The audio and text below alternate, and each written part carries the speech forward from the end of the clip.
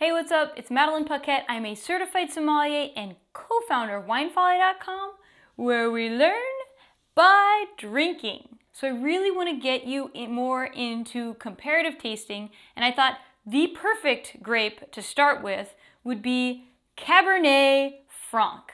You will learn so much about how different regions and different terroirs affect wine, and that is the secret to educating your brain and really becoming a wine expert. So, without further ado, let's talk Cabernet Franc and why it's such an awesome grape to try in this format. Cabernet Franc is the other Cabernet, like the lesser Cabernet as most people think, but actually it is a little bit older, a lot bit older than Cabernet Sauvignon and Merlot, and the reason we know this is because it is the parent grape of both of those varieties. So we think that Cabernet Franc originated somewhere around the Basque region of Spain, or maybe in southern France somewhere, and then moved up north into France, into the Bordeaux region, into the Loire Valley, and that's where it made babies. That's where it made Cabernet Sauvignon and Merlot, and the rest is history. What makes it such a unique grape, and the reason why it's such a polarizing grape for a lot of people to try, is because it tends to be a little bit leaner and lighter bodied than Cab, Sauv, and Merlot, and it also tends to produce more of these green and horrible aromas, which are caused by a compound class that a lot of people refer to as pyrazines.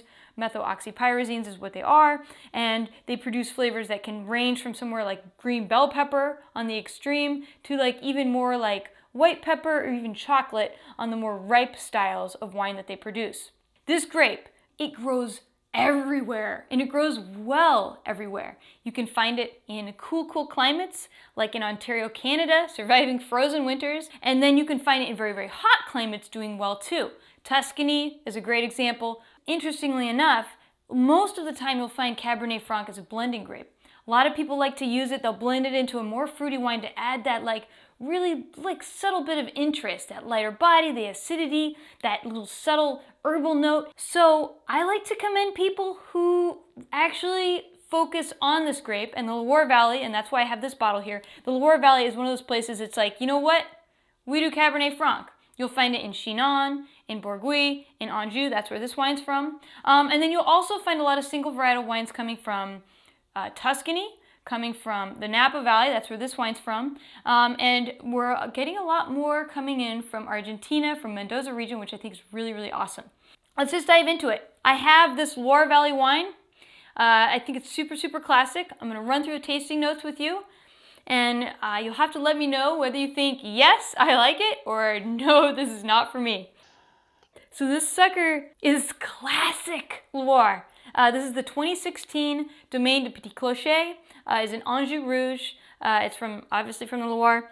100% Cabernet Franc. It smells like shaved pencils. Like you stick your pencil into the shaver and go grrr. Raspberry sauce, tomato leaf, blackberry brambles, green bell pepper.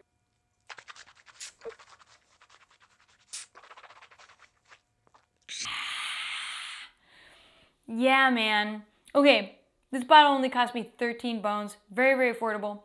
It's got this tart cherry note. It leads into more herbal flavors. And then I get these kind of lighter, very light, crunchy tannins with this sort of bitter, tingly note and just a slight bit of like rustiness on the finish.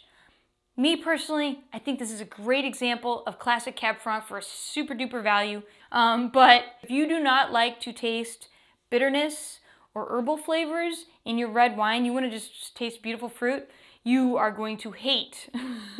You're going to hate this wine. You should still buy it and try it though. I swear, you might like it. Next wine. This guy, Gibbs. This is from Napa Valley. This sucker is a lot bigger. Just has these thick ass tears. This one's like a deep ruby color. I can barely see through it. It looks more like a Cabernet Sauvignon, and alcohol level looks pretty substantial. All right, let's give it a sniff. It's so different. Sweet berries, like sweet raspberry sauce, spiced plums. It's definitely been oaked. It smells like a cedar box. Then I get this almost like a mint, almost like a subtle cracked pepper.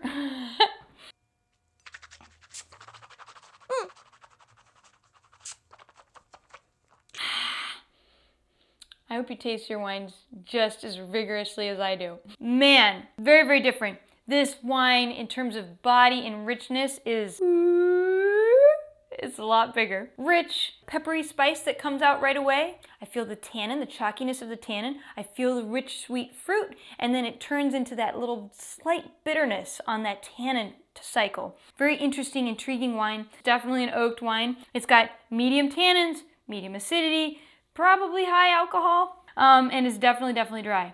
2 wines from 2 places that produce Cabernet Franc quite well, but my friend, these are 2 very, very, very different wines. Let me know which style you think you might be more of a fan of. If you are looking for wines that are in this old world style, you might check out wines from Ontario, Canada, from Finger Lakes, New York. You could also investigate the Friuli region of Italy. If you're looking for wines that are big and bold and you want to compare, you might check out, like I said, California, Tuscany, Mendoza, Argentina, Chile, and this area in Hungary called Villene. All right, tell me what you think and have fun comparative tasting.